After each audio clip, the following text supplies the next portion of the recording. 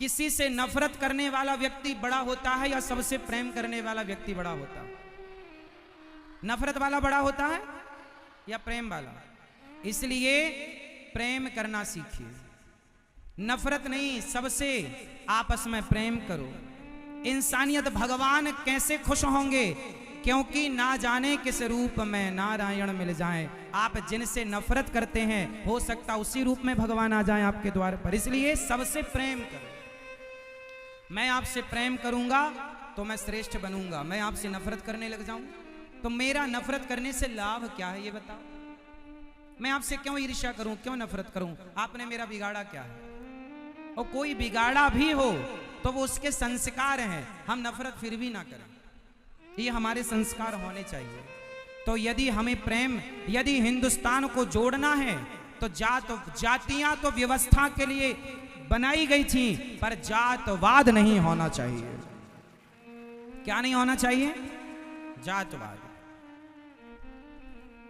आप अपने घर में काम वाली जो बाई आती है, आप उससे कैसी बात करती हो? भैया उससे अच्छे से बात करना चाहिए कि डांट करके के गालियां देकर? कैसे? वो भी इंसान हैं तुम्हारी तरह और हमारी तरह। देखो, इंसान अमीर गरीब नहीं होता, हालात अमीर गरीब बना देते हैं। आज आप इस तरफ हैं, वो उस तरफ है। समय का ऐसा चक्र चल सकता है कि वो इस तरफ आ जाए और आप उस तरफ चले जाएं। इसलिए अमीरी किसी के बाप की बफौती नहीं होती, दिन सबके बदलते हैं। इसलिए इंसानों को इंसानों की इज्जत करना चाहिए। कभी ये नहीं सोचना चाहिए कि हमारे पास पैसा ज्यादा है, इनके पास क्या है। अरे इंसानों के काम आओ, जरूरतमंद। तुम्हारे पास पैसा है तो तुम्हें और सरल होना चाहिए, तुम्हें और नम्र होना चाहिए। एटीट्यूड नहीं रखना चाहिए कि जी मेरे पास पैसा है। आम का सीजन चल रहा है, आम किस किस ने खाया है इस सीजन में? सबने आम खाए होंगे। आम से क्या सीखा आपने? खाते हो, गुठली फेंक देते हो, सीखते नहीं हो। आम का पेड़ जो होता है ना मेरी माँ, वो फलों से जब भरता है ना तो उसकी डालियां झुक जाती हैं। वो मैसेज दे रहा है कि भगवान तुम्हें जितना धन धान्य से भर दें, तुम उतने सरल और सहज और झुकने वाले बन जाओ, नम्र हो जाओ। लेकिन आजकल उल्टा है, आदमी के पास जितना पैसा आ रहा वो उतना अभिमान में डूबता चला जा रहा है। हमारे भैया श्री राजेश जी देखिए ना, भगवान ने इन्हें सब कुछ दिया है, लेकिन इतने बड़े होकर भी इतने नम्र हैं, इतने सरल हैं, सहज हैं कि पूछो ही मत। ऐसी सरलता पैसे वालों में कम ही देखने को मिलती है।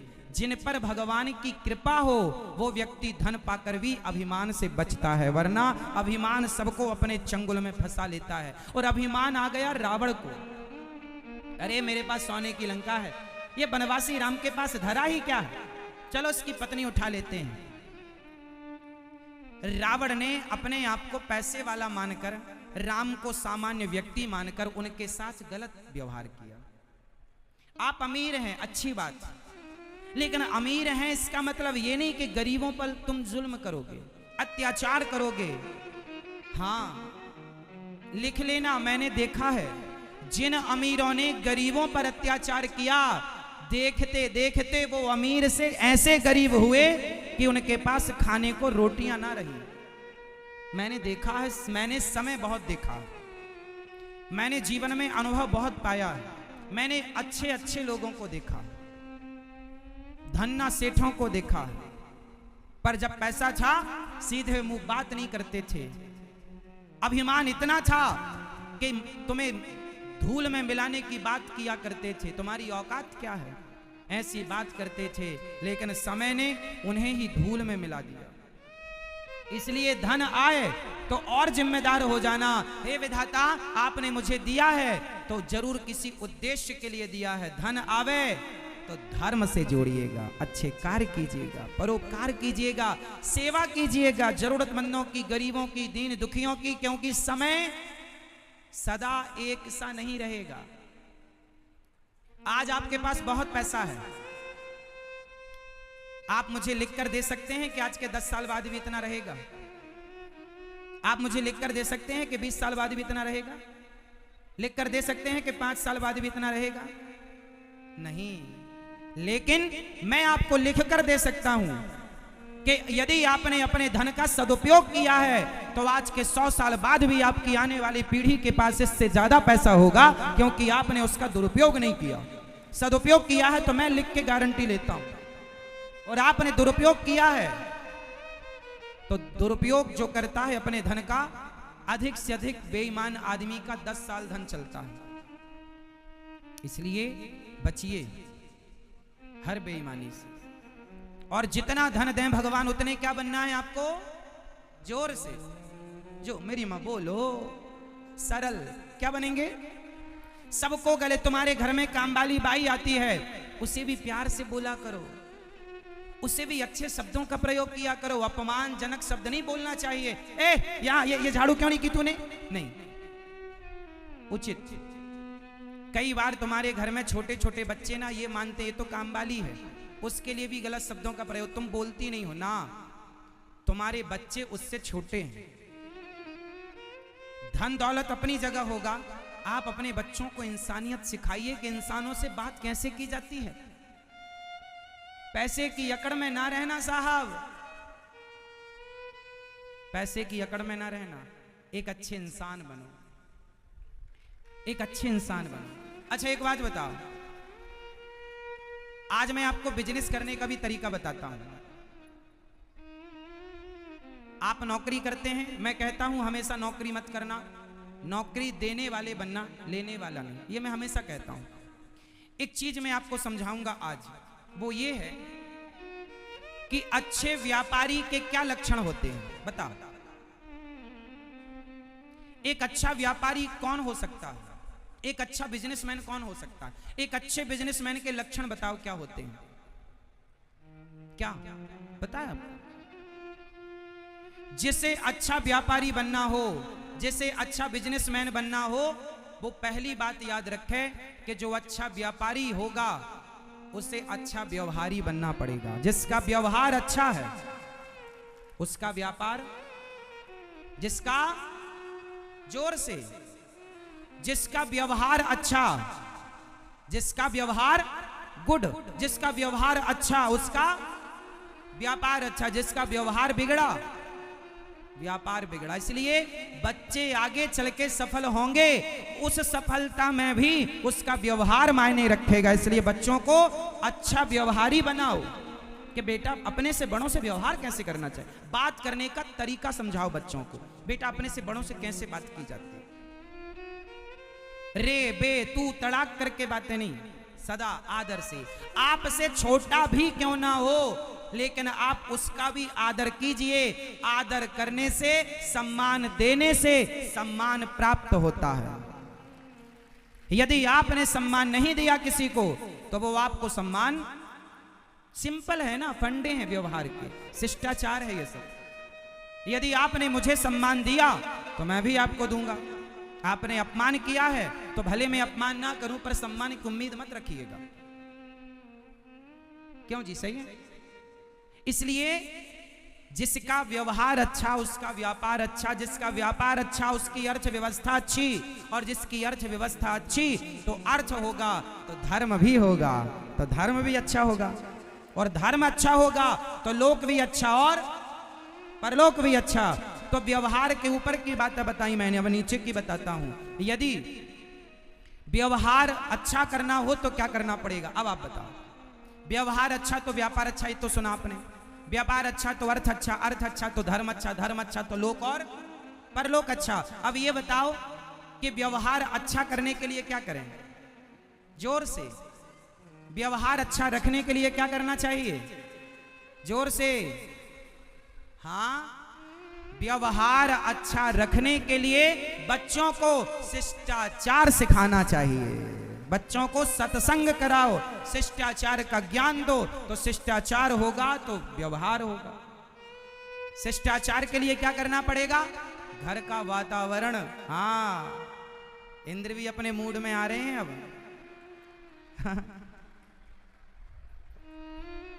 उनको लग रहा है कि हम भी चलें कथा सुनने, सारे मेरठ वाले गए हैं, आओ,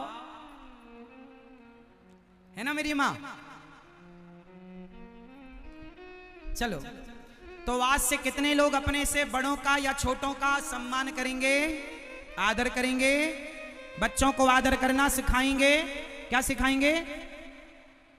आदर, और आदर सम्मान करिएगा सबका। और एक चीज मत करिएगा, क्या? अभिमान। क्या नहीं करना चाहिए? अभिमान नहीं करना चाहिए। अभिमान करेंगे तो रावण का सर्वनाश हो गया। किसके चक्कर में?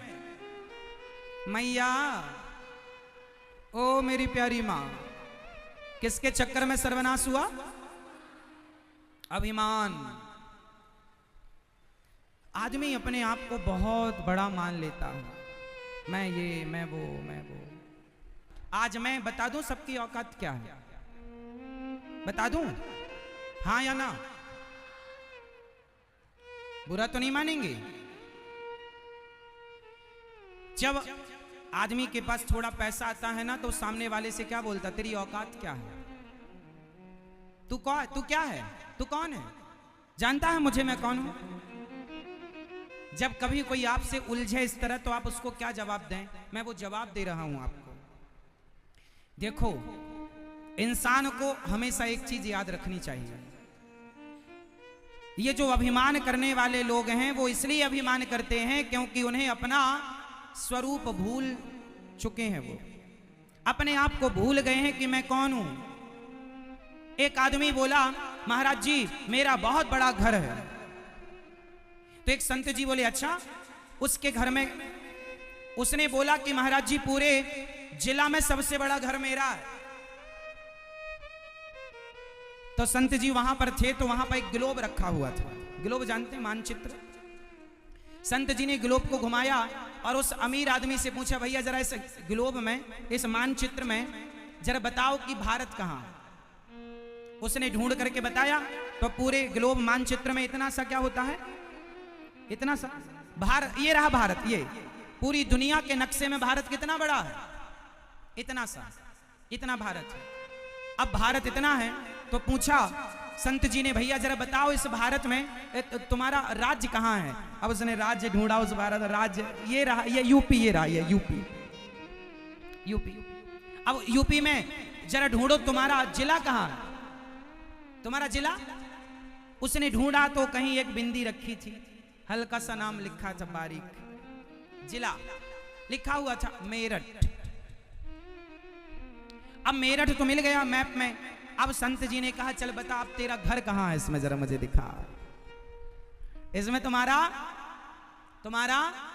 घर कहां है? दुनिया के नक्शे में हमारी तुम्हारी हैसियत क्या है? दुनिया में आप और हम कितने बड़े हैं? इसलिए ये अभिमान मत रखो कि मैं कुछ हूं। हमेशा ये भाव रखो कि हे प्रभु, जो कुछ हमारे पास है वो आपकी दी गई जिम्मेदारी है, हम उसे निभा रहे हैं। बस हमारा अपना कुछ नहीं है। जो है प्रभु आपका दिया प्रसाद है। हम झूठा ही अभिमान करते रहते हैं, ये मेरा, ये मेरा, ये मेरा। एक छोटी सी कहानी फिर मैं आपको सुनाऊंगा, फिर उत्तर मांगूंगा आपसे।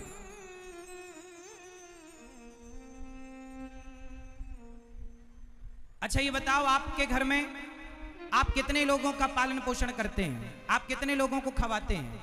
मैया आप कितने लोगों को खवाती पिवाती हो? आप बताओ, आप कितने लोगों का भरण पोषण करते हैं? उत्तर दो।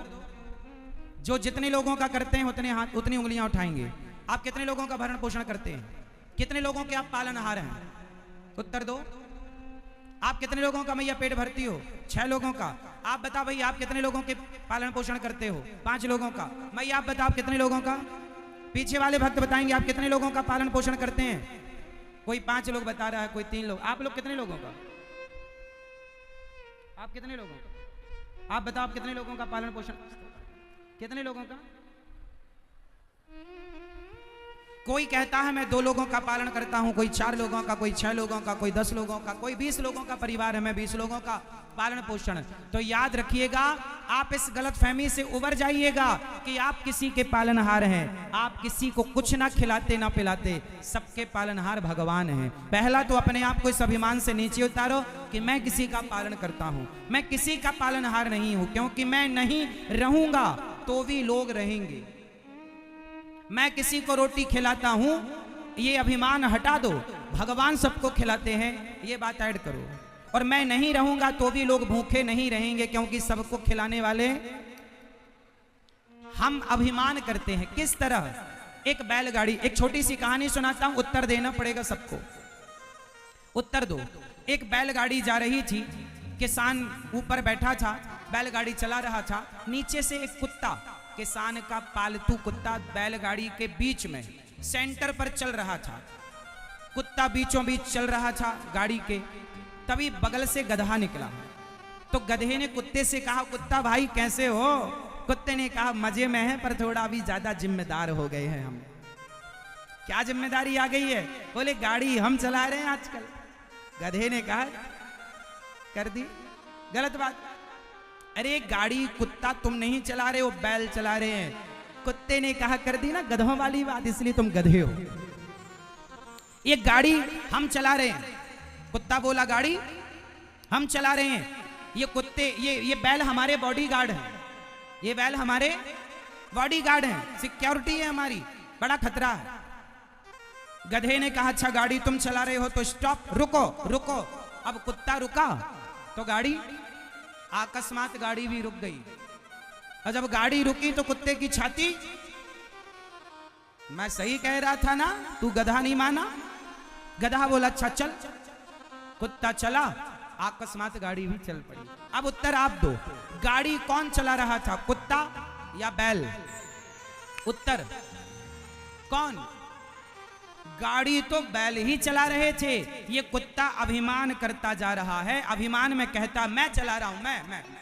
बताओ वो कुत्ता कौन?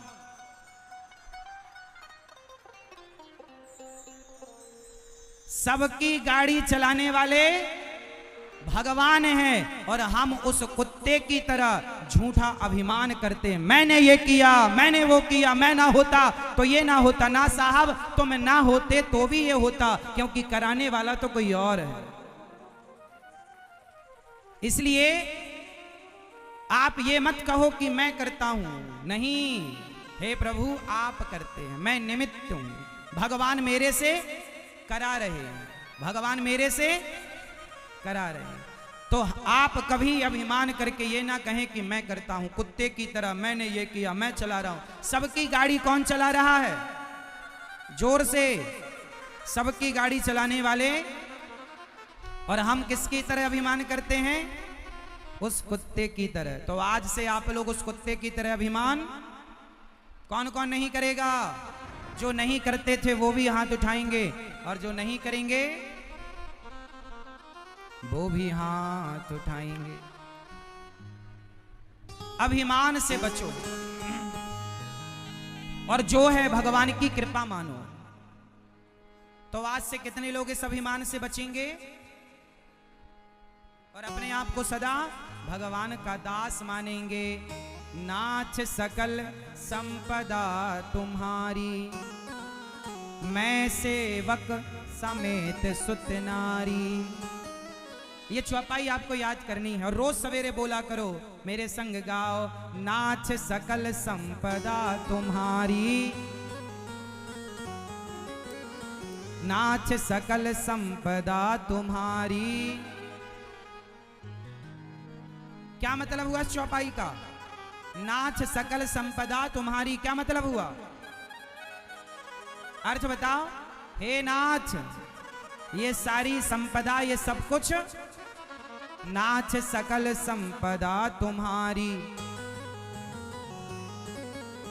मैं सेवक समेत सुत नारी, मैं सेवक समेत सुत नारी, मैं सेवक समेत सुत नारी। मैं सेवक आपका प्रभु, बेटा परिवार सहित मैं आपका हूं। अभिमान ना करना।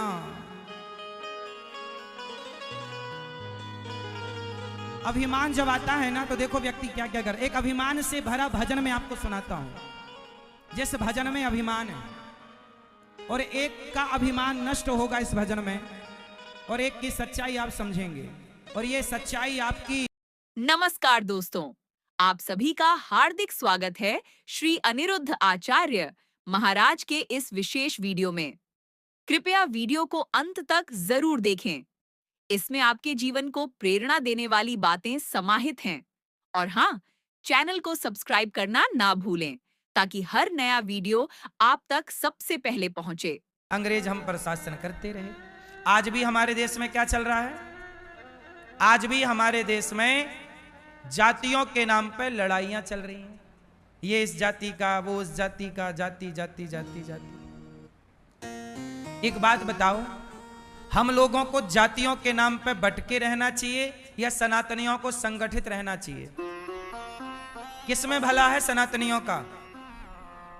बोलो, किसमें भला है? अभी बांग्लादेश में जब हिंदुओं का कत्लेआम हुआ, नरसंहार हुआ, तो क्या वहां जातियां पूछ करके हिंदुओं को मारा गया? क्या केवल हिंदू था मार दिया? ब्राह्मण था, क्षत्रिय था, वैश्य था, शूद्र था। उन बांग्लादेश के मुसलमानों को इससे कोई मतलब नहीं कि तुम ब्राह्मण हो, कि क्षत्रिय हो, कि वैश्य हो, कि शूद्र। बस तुम हिंदू हो, तुम्हें मारा जाएगा। अब ये भारत के हिंदुओं को पता नहीं कब अक्कल आएगी और कब ये संगठित होके रहेंगे। हमारे देश में देखो, बड़े बड़े नेता लोग जातियों का जहर घोलते हैं। हाँ या ना? जातियों के नाम पर राजनीति होती है इस देश में। जातियां व्यवस्था के लिए बनी थी। भगवान ने जब ये संसार बनाया तो संसार की व्यवस्था कैसे बनेगी? तब उसके लिए भगवान ने 4 लोगों को प्रकट किया, ब्राह्मण को, क्षत्रिय को, वैश्य को और शूद्र को। ये 4 कौन है? कोई ब्राह्मण नहीं होता, कोई क्षत्रिय नहीं होता, कोई वैश्य और कोई शूद्र नहीं होता। ये व्यवस्था के लिए 4 वर्ण बनाए गए थे। आजकल हमारे देश की मीडिया बोली मैं वर्ण व्यवस्था नहीं मानती। हमारे देश के बुद्धिजीवी लोग, कुछ नेता और हमारे देश का मीडिया कहता है कि जी हम वर्ण व्यवस्था नहीं मानते। क्या नहीं मानते? बोलो, वर्ण व्यवस्था। ये वर्ण व्यवस्था क्या है? ब्राह्मण, क्षत्रिय, वैश्य, शूद्र। बताओ, इन 4 को भगवान ने लड़ने के लिए भेजा है या चारों मिलजुल के से देश को आगे ले जाओ इसके लिए भेजा है? खुश रहो, प्रसन्न रहो, हंसो, हंसाओ, आंसू पोंछो, किसके लिए भेजा है? ये 4 काहे बनाए? बताओ जरा। ब्राह्मण क्यों बनाए परमात्मा ने? बोलो। क्षत्रिय क्यों बनाए ईश्वर ने? अच्छा बताओ, ये ईश्वर ने जो 4 बनाए सही बनाए कि गलत बनाए? बोलो। ईश्वर ने गलत बना दिया? सही बनाया, गलत बनाया? बताओ, ब्राह्मण को भगवान ने क्यों बनाया? उत्तर दो। ब्राह्मण को बनाया कि तुम जाओ, तपस्वी बनो, तपस्या करो, पढ़ो और पढ़ाओ। ब्राह्मण का काम था पढ़ाना, इसलिए अर्जुन को पढ़ाने वाले ब्राह्मण थे गुरु द्रोणाचार्य। भगवान श्री कृष्ण को पढ़ाने वाले ब्राह्मण थे सांदीपनि और गर्गाचार्य जी। भगवान राम को पढ़ाने वाले ब्राह्मण थे वशिष्ठ जी। इस धरती पर शिवाजी, चंद्रगुप्त मौर्य को पढ़ाने वाले कौन है? चाणक्य हैं। आप देख लो, इतिहास के पन्नों में पढ़ाने का काम ब्राह्मण का था। और ब्राह्मण कोई शुल्क लेकर नहीं, सदा शिक्षा को निःशुल्क बांटता था समाज को। वशिष्ठ जी ने कितना शुल्क लिया था राम से? बताओ। ब्राह्मण का काम है पढ़ाना, और वो पढ़ाता रहा। जब तक ब्राह्मण पढ़ाता रहा तो सम्राट बनते रहे इस धरती पर और व्यवस्थाएं चलती रहीं। जब से ब्राह्मणों ने पढ़ाना छोड़ा, अब सरकार तय करती है कौन पढ़ाएगा कौन नहीं पढ़ाएगा। तो फिर अब देखो व्यवस्थाएं। जब तक ब्राह्मण पढ़ाता रहा तब तक बेटा अपने माँ बाप को भगवान मान के पूजता रहा। मातृ देवो भव, पितृ देवो भव। जब से ब्राह्मणों ने पढ़ाना छोड़ा, तब से बेटा अपने बाप को छोड़ छोड़ के वृद्धाश्रम भाग रहे हैं और माँ बाप के प्रति कितना गलत व्यवहार कर रहे हैं बच्चे लोग, कुछ परसेंट देख रहे हैं समाज में। इसलिए ब्राह्मण को क्यों बनाया? शिक्षा, वेद बचे, पुराण बचे, गीता बने, गीता बचे।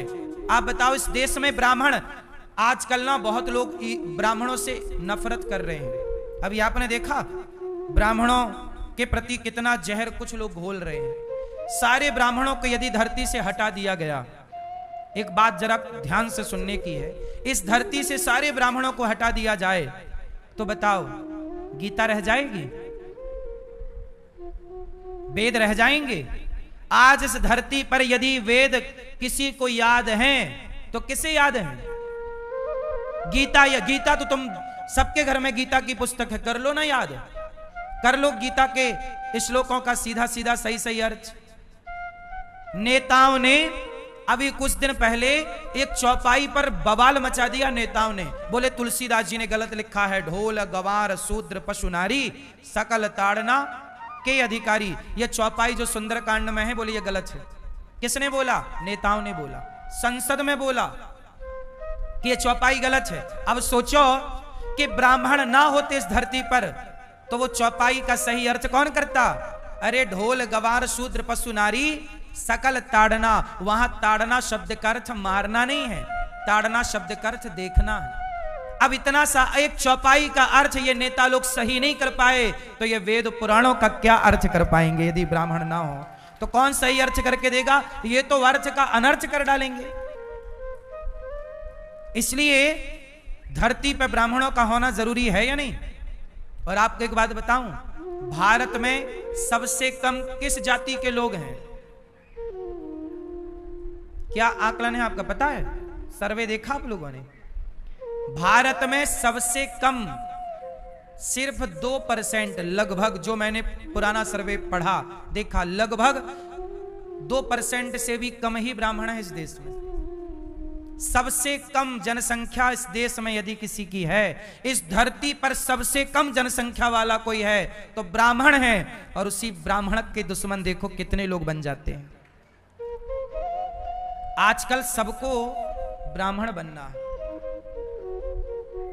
अभी क्या हुआ, एक सज्जन अपनी जाति छिपा के पंडित जी बन के चले गए, उस चक्कर में बवाल हो गया। भाई आप अपनी जाति क्यों छिपा रहे हो? ईश्वर ने जो जाति में आपको जन्म दिया वो गर्व का विषय है ना।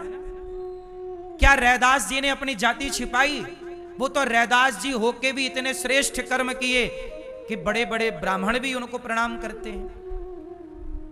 जाति छिपा के क्या पाओगे? क्या आपकी जाति इतनी बुरी है कि उसे छिपाना पड़े? नहीं साहब, ईश्वर ने जो बनाया है वो गलत तो नहीं बनाया होगा। सबको क्या बनना है आजकल? सबको ब्राह्मण बनना है। ब्राह्मण ईश्वर ने जब बनाया है तो जिम्मेदारी दे के भेजा है। ब्राह्मणों की बड़ी जिम्मेदारी है, इसलिए भगवान ने क्षत्रिय बनाए। क्षत्रियों की जिम्मेदारी तलवार उठाओ, राष्ट्र की रक्षा करो। सबको भगवान ने काम दिया। वैश्यों को काम दिया बिजनेस करो, पैसा लाओ, देश को मजबूत करो। शूद्रों को काम दिया कि आप लोग सब किस तरह से काम करो। तलवार चलाएगा क्षत्रिय, पर तलवार बनाएगा लोहार। घड़े से पानी सब पिएंगे, पर वो घड़ा बनाएगा कुम्हार। तो हमारे यहां शूद्रों को काम बांट दिया। बढ़ई को काम लकड़ी का दे दिया, मिट्टी का काम कुम्हार को दे दिया, लोहे का काम लोहार को दे दिया, चमड़े का काम, जूता का काम मोची को दे दिया। अब ये व्यवस्थाएं नहीं तो क्या है? इस इतने बड़े संसार को चलाना है तो व्यवस्था तो बनानी पड़ेगी ना साहब। क्या बिना व्यवस्था बनाए चल जाएगा? कोई भी जूता चले, कोई भी घड़ा बन, नहीं, काम सौंपा, तुम ही काम करोगे। ये व्यवस्थाएं हैं। लेकिन अब क्या चल रहा है? लोग अपनी जातियां छिपा रहे हैं। क्यों छिपा रहे हो भाई? जातियां मत छिपाओ, जहां हो वहां आप अच्छे हो। आपकी जाति का अच्छा देखो, ब्राह्मण कभी नहीं छिपाता। कुछ लोग क्या कहते हैं कि अरे वेद पुराण तो ब्राह्मणों ने लिख दिया, ये आरोप ब्राह्मणों पे लगाते हैं कि नहीं लोग? अरे बोले पंडितों ने लिख दिया वेद पुराण, अपने अपने हिसाब का लिख दिया। अच्छा एक बात बताओ, राम जी ब्राह्मण हैं या क्षत्रिय? जोर से, जोर से। यदि ब्राह्मणों ने ही वेद पुराण लिखे होते तो राम को क्षत्रिय क्यों लिखा होता? राम को ब्राह्मण ना लिख दिया होता कि राम ब्राह्मण थे, अपनी जाति का बना दिया होता। पर नहीं, राम जिस जाति के हैं उस जाति में राम क्षत्रिय हैं, लेकिन ब्राह्मण उस राम को अपने माथे पे रखते हैं। ये ना ब्राह्मण, ब्राह्मण थोड़ी कहता है नहीं हम केवल ब्राह्मण की पूजा करेंगे। नहीं, ब्राह्मण ब्राह्मणों की पूजा नहीं, क्षत्रियों की पूजा। राम क्षत्रिय है। भगवान श्री कृष्ण चंद्रवंशी है, यदुवंशी है। बताइए ब्राह्मण वो कृष्ण की पूजा कर रहे हैं कि नहीं? यदि ब्राह्मण ही वेद पुराण लिखे होते तो कृष्ण को भी ब्राह्मण ना लिख दिया होता कि कृष्ण ब्राह्मण थे? बोलो। लेकिन ब्राह्मणों ने जैसा था वैसा स्वीकार किया। और ब्राह्मण, बताइए ब्राह्मण किसकी पूजा करते हैं? हम ब्राह्मण हैं, किसकी पूजा करते हैं? हम राम की पूजा करते हैं। राम क्षत्रिय हैं, हम कृष्ण की पूजा करते हैं। भगवान श्री कृष्ण यदुवंश हैं, यदुवंशी है ना, चंद्रवंशी है, पूजा करते हैं। बोलो हाँ, बताओ। और आजकल लोग क्या कह रहे हैं? बोले कृष्ण तो हमारी जाति के हैं। तो क्या भैया कृष्ण केवल तुम्हारे हैं? अब हमारे देश में ये डिबेट हो रही है न्यूज चैनलों पे कि नहीं? कुछ लोग कह रहे हैं कृष्ण तो हमारी जाति के हैं। बोलो हाँ, तो भैया केवल कृष्ण तुम्हारे हैं, दूसरों के नहीं है।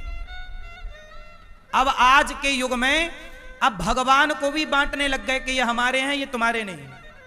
अरे भैया भगवान सबके हैं, भगवान को जातियों के बंधन में ना रखो। अभी तक नेता लोग जातियों में थे, अब नेताओं ने अपनी राजनीति में भगवान को भी घसीट लिया कि भगवान भी ये हमारी जाति के हैं और ये हमारी जाति के नहीं है। क्या ये इससे देश का भला होगा? उत्तर दो मेरी मां। देश का भला किससे होगा? संगठित रहो सनातनियों। ब्राह्मण सबसे पहले अंतरिक्ष में जाने वाला वो ब्राह्मण था जिससे इंदिरा गांधी ने बात की थी अंतरिक्ष से। और अभी वर्तमान में जो लड़का गया है वो भी एक ब्राह्मण है जिससे मोदी जी ने बात की अंतरिक्ष में कैसा फील हो रहा। उसने माइक छोड़ के दिखाया कि हाँ भैया सब गुरुत्वाकर्षण नहीं है ना, गिरता नहीं, ऊपर ही रहता। देखा ना आप लोगों ने? अभी जो अंतरिक्ष में लड़का गया, वैज्ञानिक गया, वो कौन था? बोलो। वो एक ब्राह्मण है। क्यों भाई? ब्राह्मणों के पास देखो, ब्राह्मणों के पास आरक्षण तो है नहीं, ब्राह्मण के पास आरक्षण तो है नहीं। ब्राह्मणों को लोग गालियां और देते हैं कि पंडितों ने ये सब किया। हर कुछ भी गलत हो सारा दोष किस पे दिया जाता है? कि पंडितों ने बना दिया। जबकि पंडितों की हालत कैसी थी? भगवान कृष्ण के जमाने में ब्राह्मणों की हालत ऐसी थी कि सुदामा फटी धोती पहन के द्वारिका आए थे। ये ब्राह्मणों की दशा थी उस टाइम पर। तो जब ब्राह्मणों की दशा भीख मांगने की थी द्वापर में, तो वो ब्राह्मण क्या खेल रचाएगा बताओ? वो तो भीख मांग के ना पेट भर रहा है। कृष्ण के जमाने में ब्राह्मणों की हालत ये थी, फटी धोती पहन के गए थे सुदामा द्वारिका। बोलो हाँ। और आज वो ब्राह्मणों पर आरोप लगाया जाता है कि ब्राह्मणों ने ये सब कर दिया। ब्राह्मणों ने इस देश को बचाया है। ब्राह्मणों ने, देखो बात सबकी है, ब्राह्मण क्षत्रिय वैश्य शूद्र, मैं सबकी बात करूं, हम सब एक हैं। लेकिन ब्राह्मणों पर आज बहुत सारे लोग उंगलियां उठा रहे हैं कि नहीं? ऐसा लगता है समाज ब्राह्मणों की दुश्मन होती जा रही है। हम तो कहते हैं यदि ऐसा ही नफरत है, सारे ब्राह्मणों को खड़ा करके गोली क्यों नहीं मार देते? खत्म ना रहेगा ब्राह्मण, ना बजेगी बांसुरी, ना रहेगा बांसना। जब इतनी नफरत है तो सीधा खड़ा करके सीधा खत्म ही कर दो। बच्चों को मार दो, ब्राह्मणों की पत्नियों को, सबको मार डालो। हाँ या ना? ब्राह्मण जबकि भीख मांगता है, भीख मांग के खाता, उसमें भी लोग आरोप प्रत्यारोप लगाते। जबकि ब्राह्मण इस धरती पर पहला फांसी पर लटकने वाला बच्चा कौन था? वो ब्राह्मण था, मंगल पांडे। देख लो इतिहास उठा के, आजादी के लिए फांसी पर लटकने वाला, वो पहला फांसी की सजा पाने वाला इस देश की आजादी के लिए ब्राह्मण था। क्या ब्राह्मणों का कुछ भी योगदान नहीं इस देश में और समाज में? अरे ब्राह्मण ना होते तो आज संस्कार जिंदा ना हो। संस्कारों की बातें व्यासपीठ से ही कही जाती है, वरना बॉलीवुड के लोग तो तुम्हारे बच्चे को गुटखा खिलाना सिखा रहे हैं, दाने दाने में केसर का दम। जीना अगर जरूरी है तो पीना बहुत जरूरी है। बॉलीवुड के द्वारा शराब का प्रचार हो रहा है कि नहीं? बोलो जोर से। ब्राह्मण कहता है भैया शराब ना पियो। इसलिए प्रेम पूर्वक ना, हम जातियां जो बनी थी ब्राह्मण क्षत्रिय वैश्य कोई जाति नहीं है। जैसे आम होता है, आम कितने प्रकार का होता है? दशहरी, चौसा और कलमी और दशहरी, लंगड़ा। ये आम तो एक है पर आम के प्रकार बहुत हैं। उसी प्रकार मनुष्य 4 प्रकार के होते हैं। ब्राह्मण प्रकार का, क्षत्रिय प्रकार का, वैश्य, शूद्र। ये 4 जातियां भगवान ने बनाई थी व्यवस्था के लिए, लड़ने के लिए नहीं। यदि हम आपस में मिलकर लड़ गए तो लड़के गवा देंगे इस देश को। इसलिए हम मिलके चलें, लड़े ना। कितने लोग मेरी बात से सहमत हैं कि हम जातियों में रहें, अपनी अपनी जाति? और मैं आप सबसे कहता हूं, कोई भी जाति छोटी नहीं है, कोई भी जाति बड़ी नहीं है। हर जाति के लोगों को गले लगाना चाहिए। ये दास अनिरुद्ध, मैं केवल ये बातें कह नहीं रहा हूं। गौरी गोपाल आश्रम में मैं सभी माओं को गले लगाता हूं। यहां ब्राह्मण माता भी रहती है, क्षत्रिय माता भी रहती है, वैश्य माता भी रहती है और शूद्र माता भी। मैं सबके पांव दबाता हूं। गौरी गोपाल रसोई चलती है, यहां सबको भोजन मिलता है। ब्राह्मण हो, क्षत्रिय हो, वैश्य हो या शूद्र हो, किसी से जाति नहीं पूछी जाती। लोग केवल राजनीति करते हैं, हम धरा पे उतर के समाज को एक करने का काम करते हैं। हम तो राजनीति नहीं कर रहे हैं, हम तो समाज में एक भाईचारा की स्थापना कर रहे हैं कि भाई मिलके रहो, आपस में चलो। आप हमें मार दो, हम आपको मार दें, क्या पाएंगे? लड़ लो। लड़ाया था अंग्रेजों ने, क्या पा लिया तुमने? 200 साल गुलाम रहे, सारा सोना लूट के ले गए। लड़ने में नुकसान होगा, तीसरा फायदा उठाएगा। अभी पाकिस्तान कोई अपना हो गया क्या जो तुम आपस में लड़ना शुरू कर दिए? तुम्हारे दुश्मन बहुत हैं साहब। अभी पाकिस्तान से लड़ाई हुई तो पाकिस्तान नहीं लड़ रहा। कल ही हमारे एक सेनापति ने बोला, सेना के बड़े अध्यक्ष ने बोला कि चाइना लड़ रहा था हमसे। जो सिंदूर ऑपरेशन सिंदूर हुआ, बोले पाकिस्तान लड़ ही नहीं रहा था। पाकिस्तान की आड़ में कौन लड़ रहा था? चाइना। वो अपने सारे हथियार आजमा रहा था कि पास है कि फेल है। फिर हमारा देश तो, हमारा दुश्मन पाकिस्तान नहीं है, पाकिस्तान तो मोहरा है। बोलो हाँ। हमारे देश ने सिंदूर ऑपरेशन सिंदूर में पाकिस्तान से लड़ाई नहीं लड़ी, चाइना से लड़ाई लड़ी है। ये बात सही है, ये मैं नहीं बोल रहा हूं। अभी कल परसों में एक हमारे सेना के मुखिया ने बयान दिया, कल या परसों।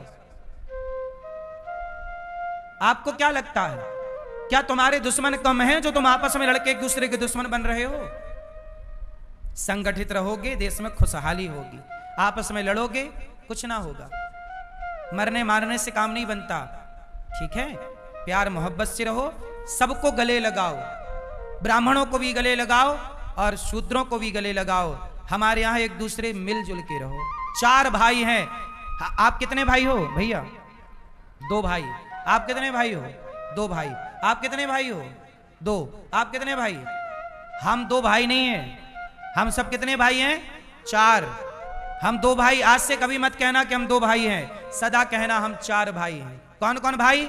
भगवान के 4 बेटे हैं। भगवान के मुख से एक बेटा हुआ ब्राह्मण, भुजा से बेटा हुआ क्षत्रिय, जंघा से बेटा हुआ वैश्य, चरण से बेटा हुआ शूद्र। हम चारों का बाप तो एक ही है।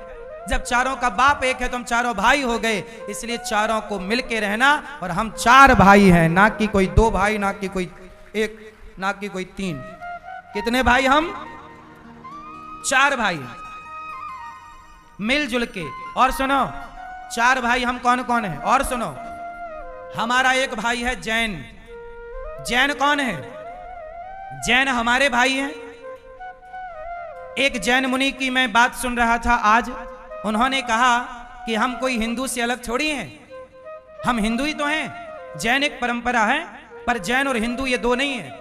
कल को जैन पे कोई संकट आएगा, कल को मुसलमान आक्रमण करेंगे तो हिंदुओं को मारेंगे और जैनों को छोड़ देंगे। क्या मुसलमान ऐसा करेंगे कि जैनों को छोड़ देंगे, या जैनों को मारेंगे तो हिंदुओं को छोड़ देंगे? नहीं, हमारा एक भाई जैन है, हमारा एक भाई सिख है। सिख कौन है? बोलो, सिख कौन है? हमारे गुरु नानक देव जी, गुरु नानक देव जी ब्राह्मण शरीर से हैं।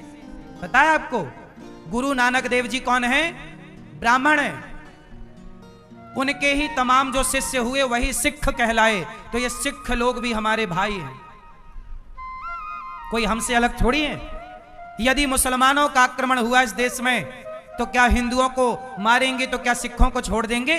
या सिखों को छोड़ देंगे तो क्या हिंदू को छोड़ देंगे तो सिखों को मारेंगे, या सिखों को मारेंगे तो हिंदुओं को छोड़ेंगे? अरे मुसलमान का दुश्मन सच यह है कि हमारे घरों में आत्मदेव भी हैं, हमारे घरों में धुंधली भी हैं, हमारे घरों में गौकर्ण भी हैं और हमारे घरों में धुंधकारी भी है। जो व्यक्ति मदिरा पान करता है उसकी मति भ्रमित हो जाती है, वो नष्ट हो जाता है। सरकारें तो इस चक्कर में है कि इससे अर्निंग होती है। अरे भाड़ में जाए ऐसी इनकम जो मेरे घरों का नाश करे, मेरे संस्कारों का नाश करे। ऐसी इनकम पे हम आग मारे। पूछो जाके उस बाप से, उस माँ से कि तुम्हारी इनकम के चक्कर में उनका जीवन, उनका वंश नष्ट हो गया। तुम्हें डिसाइड करना है कि तुम्हें धुंधकारी चाहिए कि गौकर्ण। अगर गौकर्ण चाहिए तो तुम्हें अपने बच्चों को भी सनातनी परंपराओं का पालन कराना पड़ेगा। हमारी सलाह है, हमारे ब्रज में शराब नहीं मिलनी चाहिए। हमारी सलाह है, हमारे ब्रज में गौ हत्या नहीं होनी चाहिए। हमारी सलाह है कि ब्रज को तीर्थ रहने दो, इसे पर्यटक स्थल मत बनाओ। सच यह है कि हमारे घरों में आत्मदेव भी हैं, हमारे घरों में धुंधली भी हैं, हमारे घरों में गौकर्ण भी हैं और हमारे घरों में धुंधकारी भी है। अंतर यह है कि हमारे घरों में धुंधकारियों की संख्या बढ़ गई बस। हाय हाय मेरे ब्रज का कितना बड़ा विनाश हो रहा है। छोटे छोटे गांव में शराब पहुंच गई, छोटे छोटे गांव में शराब पहुंच गई और शराब की दुकान खुल गई। दुर्भाग्य इस बात का है कि कोई गांव वाले भी अब यह कहने के लिए तैयार नहीं है कि भाई यहां शराब नहीं मिलनी चाहिए।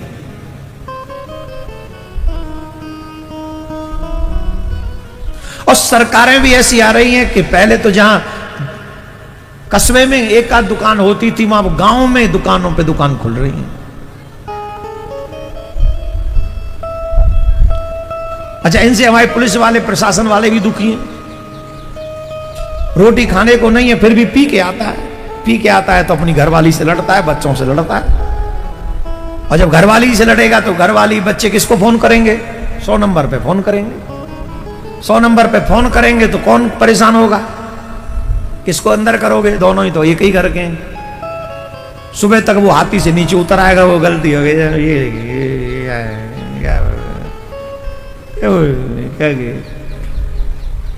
थानेदार को 2 मारना पड़े। बड़ देवी से लड़ता है। मैं अबे घर वाली से पूछा जाता है कहां लड़ाई है, तो मना कर रहा है। तब वो घर वाली वीडियो दिखाती है, ये देखो। तब उसे होश आता, अच्छा मैं लड़ा था। अरे तू तो जानती है भगवान, रात में मैं होश में कहां था? तू मैं कहां था रात को? तुम्हें कोई और ही था। तो रात में कोई और था, उसे कराने वाली कौन? वो शराब। जो व्यक्ति मदिरा पान करता है उसकी मति भ्रमित हो जाती है, वो नष्ट हो जाता है। वो कभी अच्छा सोच नहीं सकता, वो अच्छा कर नहीं सकता। और जब अच्छा करेगा ही नहीं तो फिर उस व्यक्ति का कल्याण, उसका परिवार का कल्याण कैसे होगा, उसका पालन पोषण कैसे होगा? सरकारें तो इस चक्कर में है कि इससे अर्निंग होती है, सबसे ज्यादा इनकम इसी से होती है। अरे भाड़ में जाए ऐसी इनकम जो मेरे घरों का नाश करे, मेरे संस्कारों का नाश करे। ऐसी इनकम पे हम आग मारे। चूल्हे में जाए ऐसी इनकम।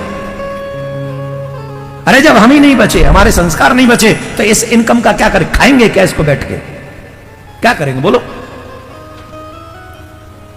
कभी पूछो उससे जिसका इकलौता बेटा है और मार्ट से पी के निकला और आगे गांव तक पहुंचा ही नहीं, रोड पे एक्सीडेंट हो गया, खत्म हो गया। पूछो जाके उस बाप से, उस मां से कि तुम्हारी इनकम के चक्कर में उनका जीवन, उनका वंश नष्ट हो गया। लेकिन साहब कलयुग है, यहां तुम्हारे घरों की परवाह कोई नहीं करेगा। अब तुम्हें डिसाइड करना है कि तुम्हें धुंधकारी चाहिए कि गौकर्ण। अगर गौकर्ण चाहिए तो तुम्हें अपने बच्चों को भी सनातनी परंपराओं का पालन कराना पड़ेगा। तुम्हें अपने बच्चे भी कथा में लाकर बैठालने पड़ेंगे, जिससे तुम्हारे बच्चे गलत दिशा में जाने की बजाय, जुआ खेलने की बजाय, शराब पीने की बजाय, मांस खाने की बजाय और गुंडई करने की बजाय तुम्हारे बच्चे अच्छे बने और तुम्हारा भी काम करें, तुम्हारी सेवा करें और तुम्हारे देश और धर्म की भी सेवा कर सके। माय डियर, मैं सिर्फ बोल सकता हूं, आपके बच्चे आप ही के हाथ में है। उन्हें बनाना है कि बिगाड़ना है, आपकी मर्जी है। कोई सरकारें आ जाएंगी वो शराब के ठेके बंद नहीं करेंगे। मैंने कुछ दिन पहले कहा था कम से कम मथुरा वृंदावन में तो शराब बंद कर दो। जब वृंदावन में एंट्री करते चारों तरफ से शराब की दुकानें होती है कि नहीं होती?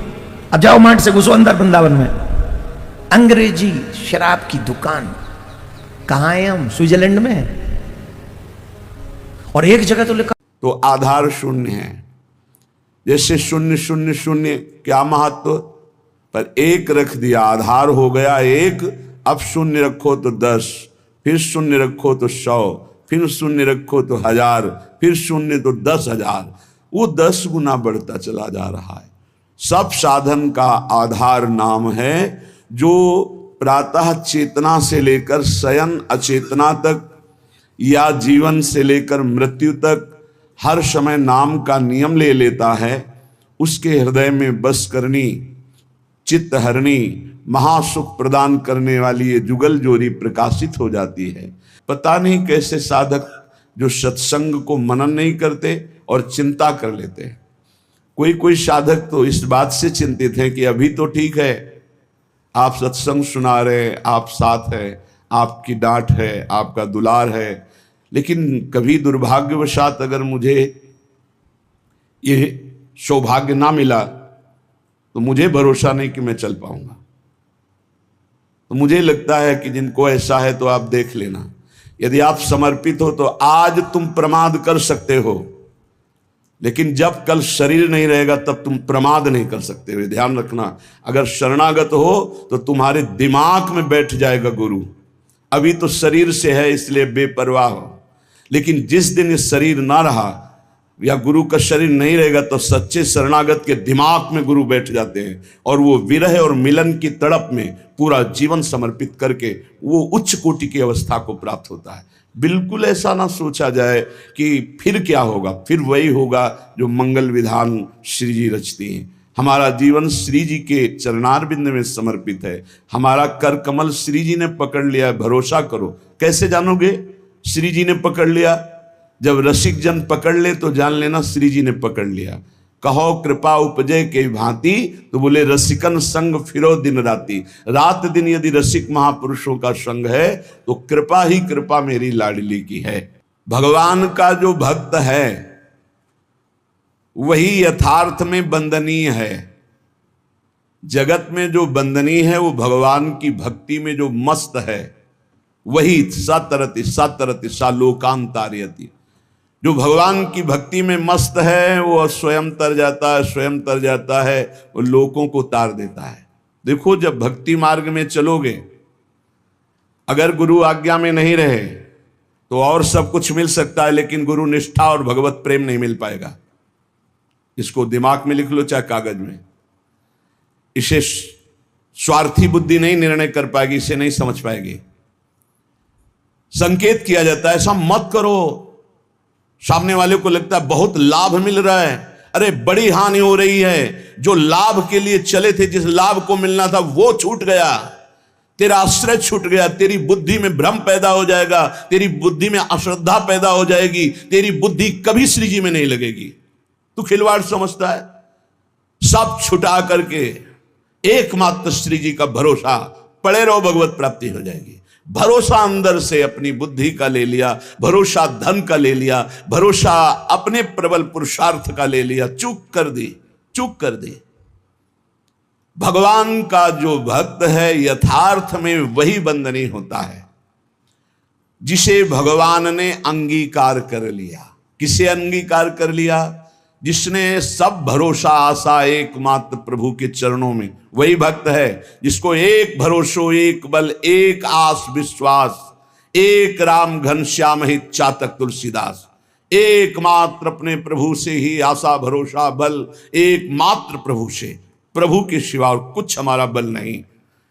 जब गुरुजन कृपा करते हैं तब सब तरह से सब संबंधों को काटकर ऐसी जगह खड़ा कर देते, केवल तुम्हारे हृदय में रहे कि प्रियालाल के सिवा मेरा कोई नहीं। हम समझ नहीं पाते, हम अपनी बुद्धि से भरोसा लेते हैं व्यक्ति का, वस्तु का, धन का, नाना प्रकार के अन्य बलों का, इसीलिए शुद्ध भक्ति का जागरण हृदय में नहीं हो पाता।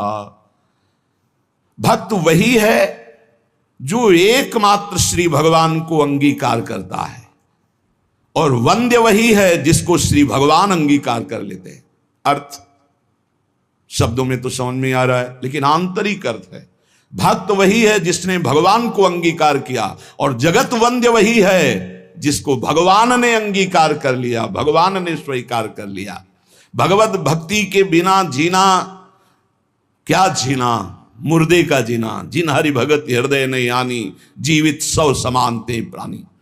जिसे भगवान ने अंगीकार कर लिया, उस कुल जाति वर्ण रूप विद्या इसका कोई महत्व नहीं। वो किस कुल का है, किस जाति का है, कितना पढ़े लिखे है, रूप है कि नहीं है, तेज है कि, इससे कोई मतलब नहीं। वो जगत बंद हो जाएगा जिसे भगवान ने अंगीकार किया। श्री महामहिम सूरदास जी कह रहे, जाको मन मोहन अंग करे, जिसे भगवान अंगीकार कर लेते हैं। ताको केस खसे नहीं सिरते, जो जग बैर परे। विश्वास कीजिए, ताको केस खसे नहीं सिरते, जो जग बैर परे। जाको मन मोहन अंग करे।